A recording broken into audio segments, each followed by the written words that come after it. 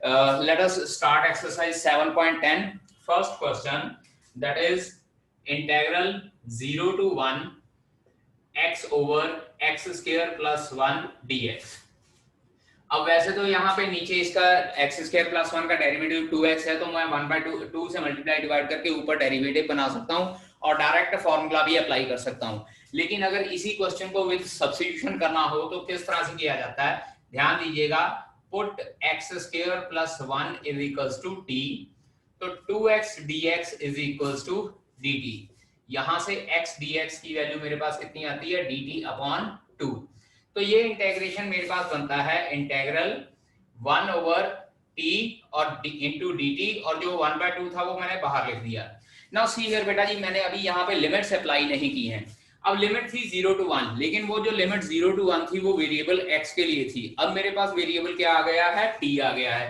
तो अब मुझे क्या है कि मुझे यहाँ पे लिमिट्स भी चेंज करनी है। अब यहाँ पे देखिए, जहां पे ये एक्स स्क्वायर प्लस 1 को t पुट किया था, यहाँ पे हम लोगों ने लिमिट्स पुट करके चेंज करनी है।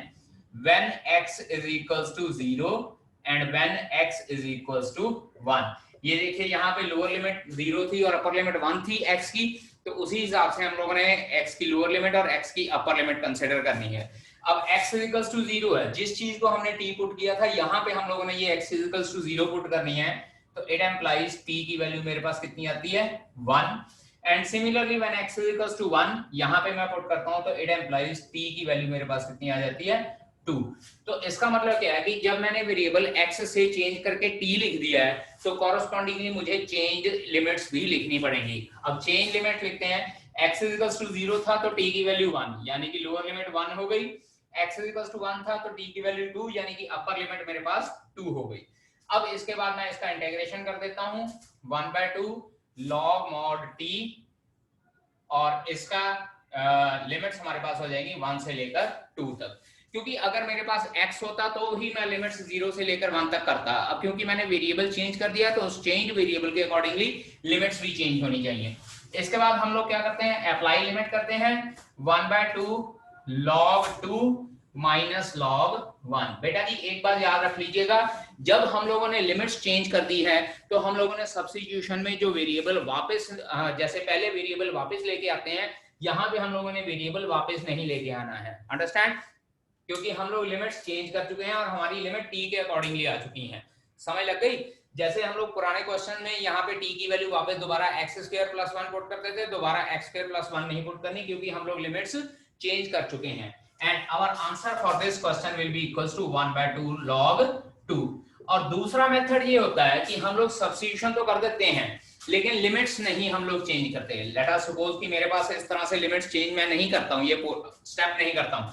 तो अब देखिए मेरे पास प्रॉब्लम ये आती है कि ये 1/t dt हो गया और ये लिमिट्स 0 से लेकर 1 तक। अब बेटा जी देखिए, यहाँ पे वेरिएबल मेरे पास चेंज हो गया, t आ गया, लेकिन लिमिट्स मेरे पास x की रही हैं। जब मैं इसका इंटीग्रेशन करता हूं मेरे पास आता है log mod t, और यहाँ पे मेरे पास आ रहा है 0 से लेकर 1 तक।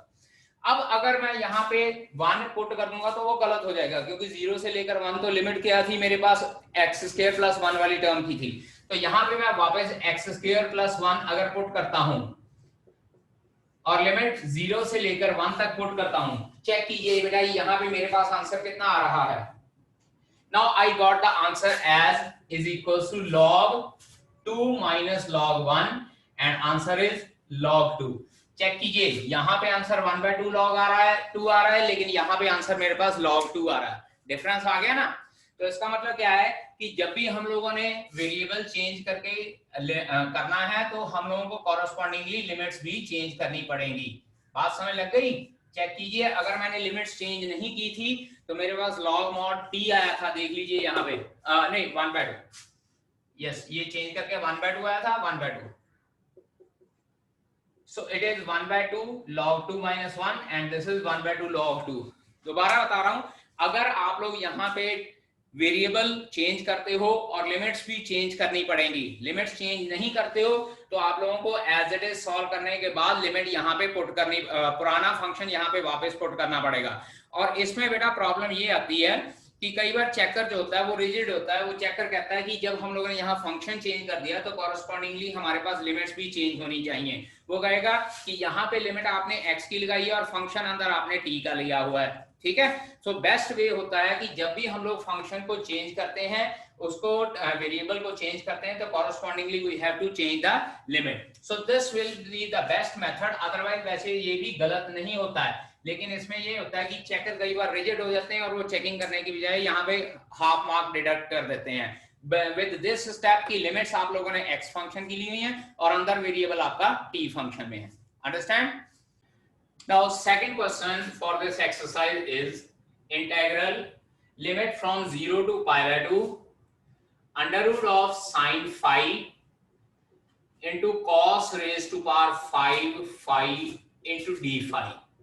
यहाँ पे जो जैसे हम लोग एंगल थीटा लेते हैं, यहाँ पे एंगल फाई लिया हुआ है।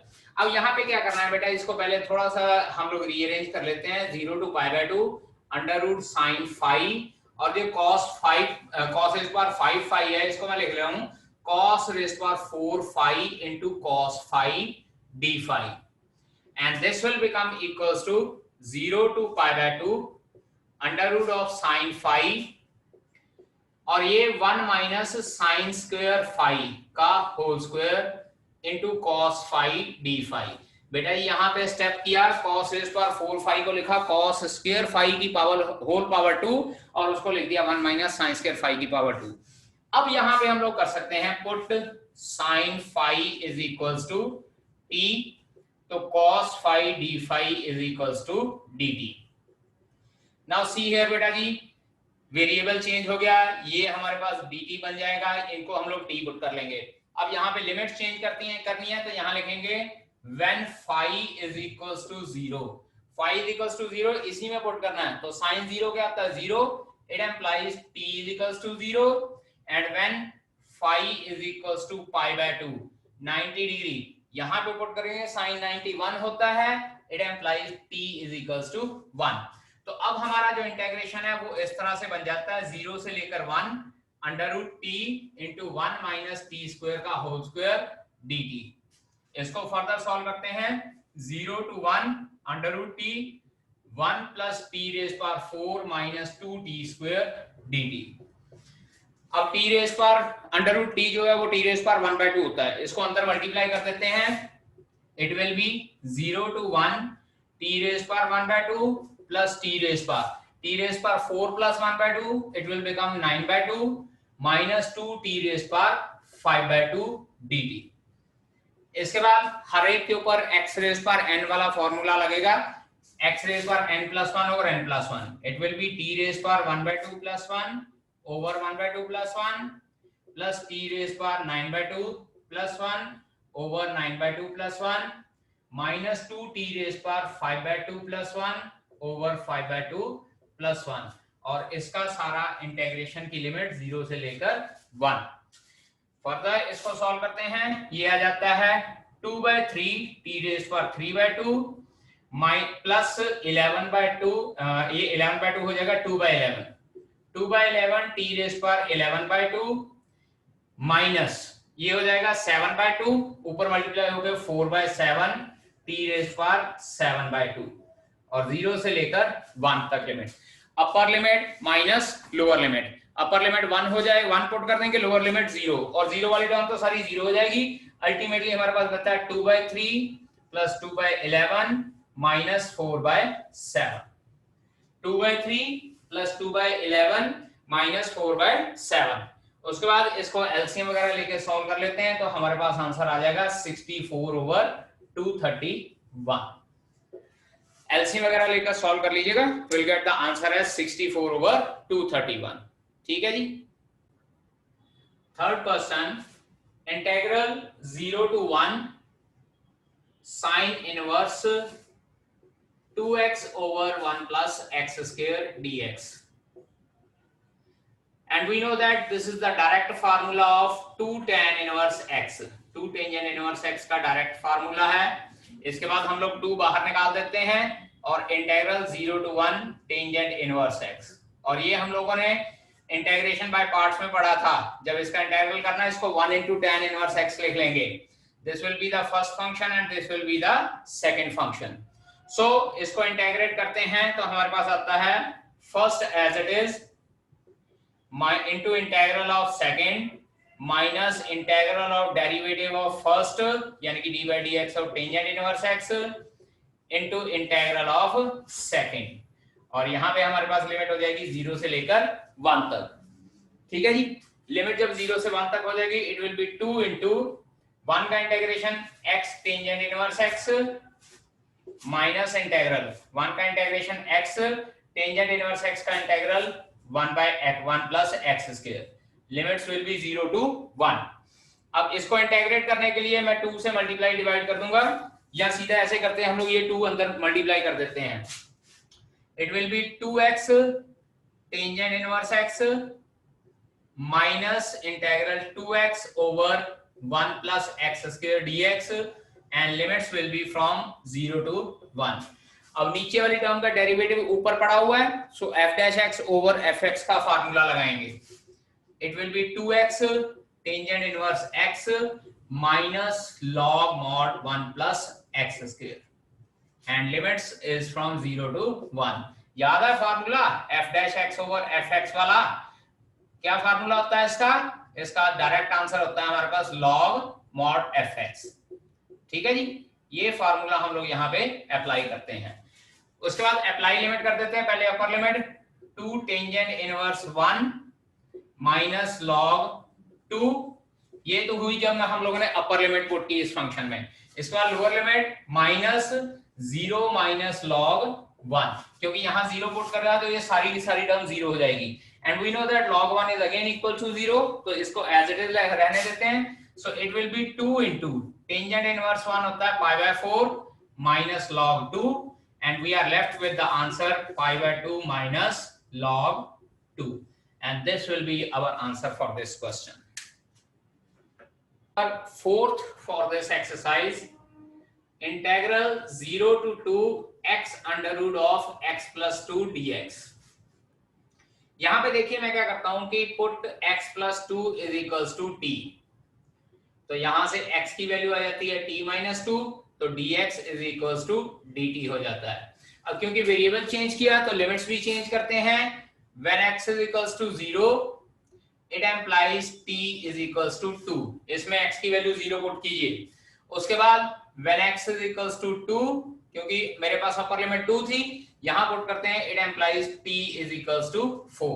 Now this integral will become integral 0 to 4 and this is t minus 2 into under root of t dt, that is 0 to 4 t raised power 3 by 2 minus 2 t raise पर 1 by 2 dt, और जब integrate करते हैं ये हमारे पास आ जाता है t raise पर 3 by 2 plus 1 over 3 by 2 plus 1 minus 2 t raise पर 1 by 2 plus 1 over 1 by 2 plus 1, और ये हमारे पास लिमिट्स 0 से लेकर 4 तक।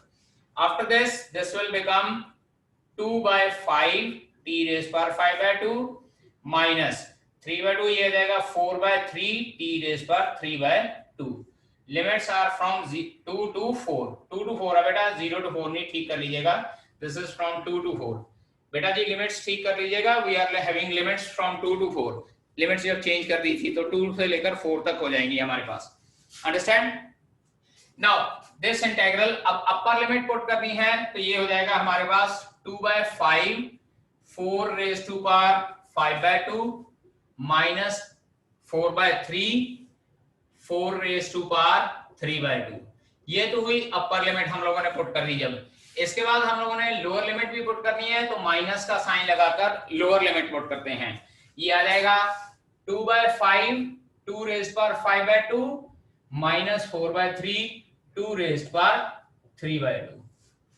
ठीक है जी, नाउ इसको सॉल्व करते हैं। ये हमारे पास आता है 2 by 5 into 32 minus 4 by 3 into 8। Check कीजिए, जो 4 है इसको 2 की पावर 2 लिख सकते हैं और वो 5 by 2 से कैंसिल आउट होकर 32 रह जाएगी। 4 को 2 की पावर 2 लिख देते हैं और वो कैंसिल आउट होकर 8 रह जाएगी। माइनस 2 by 5 अंडर 2 की पावर 5 by 2 मतलब होता है अंडर रूट 2 की पावर 5। बेटा जी 2 रेज़ पावर 5 by 2 का मतलब होता है अंडर रूट 2 की पावर 5 एंड 2 की पावर 3/2 का मतलब होता है √2 की पावर 3। तो जब हम लोग इनको सॉल्व करेंगे तो ये √2 की पावर 5 मेरे पास आ जाती है 4√2 minus 4/3, it will B 2√2। Solve करते हैं, ये हमारे पास बचता है 64/5 minus 32/3 and minus 8√2/5 minus 8√2/3। LCM लेके सॉल्व करते हैं, यहाँ 15 एलसीएम आ जाता है, 64 3 जा 192 माइनस 32 5 जा 160 माइनस अगेन 15 एलसीएम, ये आ जाएगा आपके पास 24√2 माइनस 40√2। और जब हम लोग सॉल्व करते हैं तो ये आता है 32/15 plus 16√2/15 and this will be our answer for this question. ठीक है जी।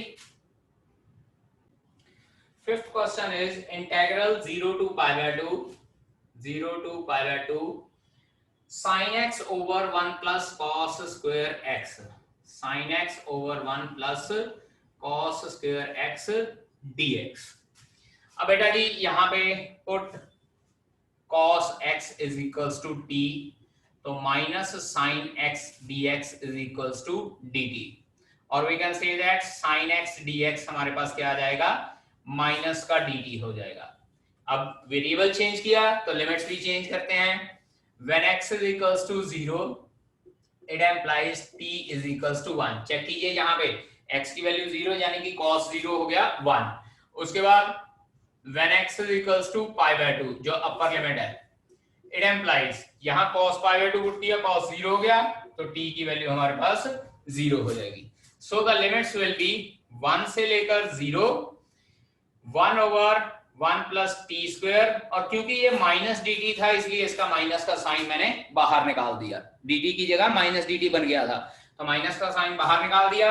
अब इंटेग्रेट करते हैं, ये हम लोगों को पता है टेंजेंट इनवर्स टी का इंटेग्रल है 1 से लेकर 0, माइनस इसको लिमिट पुट करते हैं tan inverse 0 minus tan inverse 1, this will B minus of 0 minus pi/4, और अल्टीमेटली जब सॉल्व किया तो माइनस माइनस सॉल्व होके हमारे पास आंसर रह जाता है pi/4।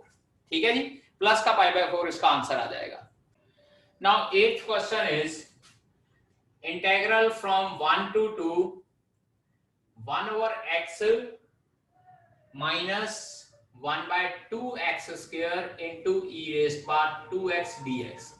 ये क्वेश्चन कुछ उस क्वेश्चन के जैसा जो इंटीग्रेशन बाय पार्ट्स में हम लोगों ने सेकंड टाइप की थी जिसमें e⁻x into fx plus f'(x) होता है, लेकिन वहां पे बेटा मैंने आप लोगों को बोला था कि e⁻x into fx plus f'(x) होता है, एंड मोर ओवर अगर मैं 1/x लेता हूं तो उसका डेरिवेटिव -1/x² होता है, -1/2 into x² नहीं होता, इसलिए यहाँ पे हम लोगों को थोड़ा सा डेरिवेटिव बनाना पड़ेगा। Now it will become equals to 1 से लेकर 2 e⁻²x into 1/x dx minus 1 से लेकर 2 1/2x² e⁻²x dx। दोनों को अंदर मल्टीप्लाई कर दिया, e⁻²x के साथ दोनों को मल्टीप्लाई कर दिया। अब जो पहला इंटीग्रल है इसको मैं सॉल्व करने जा रहा हूं इंटीग्रेशन बाय पार्ट्स से, आइलेट लगाकर। Algebraic function will be the first function and exponential function will be the second function, क्योंकि एक्सपोनेंशियल फंक्शन लास्ट में आता है हमारे पास। अब जब हम लोग इसको इंटीग्रेशन बाय पार्ट्स करते हैं तो इसका फॉर्मूला होता है first as it is, second का इंटीग्रल e⁻²x dx, और लिमिट हो जाएगी 1 से लेकर 2 minus integral of derivative of first 1/x का derivative into integral of second dx, और लिमिट 1 से लेकर 2 तक। बेटा जो ये लिमिट है ये 1 से लेकर 2 ये बाहर वाले इंटीग्रल पे लगनी है, ये अंदर वाले इंटीग्रल पे लिमिट नहीं लगानी है आपने, क्योंकि अल्टीमेटली जो फाइनल आंसर आएगा उसका हम लोगों ने लिमिट लगानी होती है। सो it will B e⁻²x over 2x, limit will be from 1 to 2, क्योंकि e⁻x का इंटीग्रल e⁻x ही रहेगा, तो यहाँ पे जो e⁻²x है उसका इंटीग्रेशन e⁻²x, और क्योंकि x के साथ 2 लगा हुआ है इसलिए उसके साथ हम लोग डिवाइड करेंगे, माइनस इंटीग्रल 1 to 2। एक बेटा ये एक लास्ट में ये भी रहता था हमारे पास, -1 से लेकर 2 1/2x स्क्वायर ई रेज पर 2x dx। ये सेकंड इंटीग्रल भी हमारे पास रहता था। अब जो 1/x है, 1/x का डेरिवेटिव होता है -1/x स्क्वायर और e रेज पर 2x का इंटीग्रल e रेज पर 2x over 2 dx and this is -1 से लेकर 2 1/2x स्क्वायर e रेज पर 2x dx। अब बेटा जी चेक कीजिए जरा, ये माइनस माइनस क्या हो जाएगा plus 1/x square e raise पर 2x ओवर 2 प्लस का 1/2x स्क्वायर e रेज पर 2x माइनस का, ये दोनों इंटीग्रेशन आपस में कैंसल आउट हो जाएंगे और हमारे पास एंड में बचता है e रेज पर 2x ओवर 2x एंड यहां पे हम लोग लिमिट अप्लाई करते हैं तो ये आ जाता है e रेज पर 4 ओवर 4 माइनस e रेज पर 2 ओवर 2। अगर एलसीएम लेके सॉल्व करना चाहते हैं तो 1/4 बाहर आ जाएगा, it will be e raise पर 4 minus 2e square and this will be your answer for this question. ठीक है जी। Now 9th question,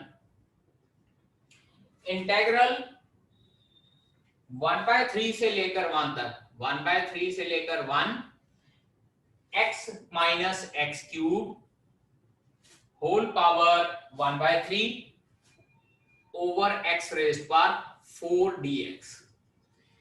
limits are from 1/3 to 1 x minus x cube whole raise पर 1/3 ओवर x रेज पर 4। अब देखिए यहाँ पे क्या करना है, लिमिट्स हो जाएंगी 1/3 से लेकर 1, यहां से मैं x क्यूब कॉमन निकालता हूं और जब x क्यूब कॉमन निकाला बाहर पावर 1/3 की वजह से इस तरह से बाहर आएगा और ये आ जाएगा x over x cube minus 1 raise पर 1/3 ओवर x रेज पर 4 dx। x क्यूब जब कॉमन निकाला इसका मतलब होता है x क्यूब से हम लोगों ने डिवाइड करना है। Now this 3 will be cancel out with this 3, integral 1/3 to 1 x 1/x square minus 1 raise पर 1/3 ओवर x रेज पर 4 dx। इसको इसके साथ कैंसल आउट किया, मेरे पास बचता है 1/3 1 और 1/x square minus 1 into 1 over x cube dx। ये जो नीचे x क्यूब बचा था उसको इस तरह से लिख लेते हैं। अब यहां पे मैं करता हूं put 1 over x square minus 1 is equals to t। पूरा का पूरा जो 1 ओवर x स्क्वायर माइनस 1 ऐसे करते हैं, पावर ये यहाँ पे पावर भी है इसलिए फिर पूरा नहीं लिखना। 1/x स्क्वायर को t पुट करता हूं मैं और जब 1/x स्क्वायर को हम लोग t पुट करेंगे तो देखिएगा -2 over x cube dx is equals to dt बन जाएगा मेरे पास। मैं बाद में बताता हूं यहाँ पे 1 ओवर x स्क्वायर माइनस 1 को t क्यों नहीं पुट किया। Now this will become 1/x cube dx is equals to -1/2 dt। अब जब हम लोग लिमिट पुट करेंगे, लिमिट है हमारे पास 1/3 से लेकर 1, when x is equals to 1 it implies t is equals to 1 और when x is equals to 1/3 it implies t is equals to t is equals to 9 हो जाता है। चेक कीजिए, स्क्वायर रूट करके हमारे पास t की वैल्यू 9 आ जाती है नीचे की तरफ। अगर मैं यहाँ पे -1 पुट कर देता ना तो मेरे पास जो है वो 9 पावर 1/3 वो 9 पावर 1/3 सॉल्व करना थोड़ा सा डिफिकल्ट हो जाता है, इसीलिए 1/x स्क्वायर को ही t पुट किया। Now this integration will become, देखिए बेटा x की वैल्यू 1/3 नीचे थी तो t की वैल्यू 9 हो गई, x की वैल्यू 1 ऊपर थी तो t की वैल्यू 1 ऊपर रहेगी। Now this will become t - 1 raise पर 1/3 और जो ये 1/x क्यूब dx था ये -1/2 बाहर लिख देता हूं इनटू dt। अब इसके बाद इसका इंटीग्रेशन करते हैं तो ये हमारे पास आ जाता है -1/2 t - 1 रेज़ पर 1/3 + 1 over 1/3 + 1 and limits are from 9 to 1। -1/2 ये आ जाएगा 4/3 3/4 t - 1 रेज़ पर 4/3 and limits are from 1 to 9। और जब हम लोग इसको 1 लिमिट पुट करेंगे 1 - 1 तो 0 हो जाएगा, दिस विल बी -1/2 0 माइनस, क्योंकि जब वैल्यू 1 पुट करेंगे t की वैल्यू 1 आएगी 0 हो जाएगा और उसके बाद 9 पुट करते हैं 3/4 9 - 1 रेज़ पर 4/3 एंड फर्दर ये माइनस माइनस प्लस हो जाएगा। यहां पे सॉल्व कर रहा हूं बेटा जी मैं इसको, it will B 3/8 into 8 rest power 4/3, यानी कि 3/8 इंटू 2 रेस्ट पावर 4, यानी कि 3 2 6 will be the answer for this question. और चेक कर लीजिएगा इसके साथ 6 के साथ ऑप्शन हमारा कौन सा आ रहा है, option A will be the correct answer for this. ठीक है जी, थोड़ी सी कैलकुलेशंस हैं इस क्वेश्चन में, अदरवाइज तो ये क्वेश्चन इजी है। और सिर्फ एक टिपिकल सी चीज है, यहाँ पे एक्स क्यूब कॉमन निकालना है बेटा जी, ये स्टेप आप लोग याद रखिएगा, कमिट टू मेमोरी, ये इस क्वेश्चन को किस तरह से करना है। ठीक है जी, 4 मार्क्स के लिए भी ये क्वेश्चन इंपॉर्टेंट है, या फिर 2 मार्क्स में भी आ जाता है। यहाँ पे जस्ट एमसीक्यू की फॉर्म में लिखा हुआ है, इट डजंट मीन कि ये सिर्फ 1 मार्क के लिए क्वेश्चन होता है। ठीक है, ओके स्टूडेंट्स, आई होप कि आप लोगों ने नोट कर लिया जाएगा, and that will be from my side. Tomorrow in the next lecture we'll discuss definite integral based on properties. Okay, we'll meet in the next lecture tomorrow.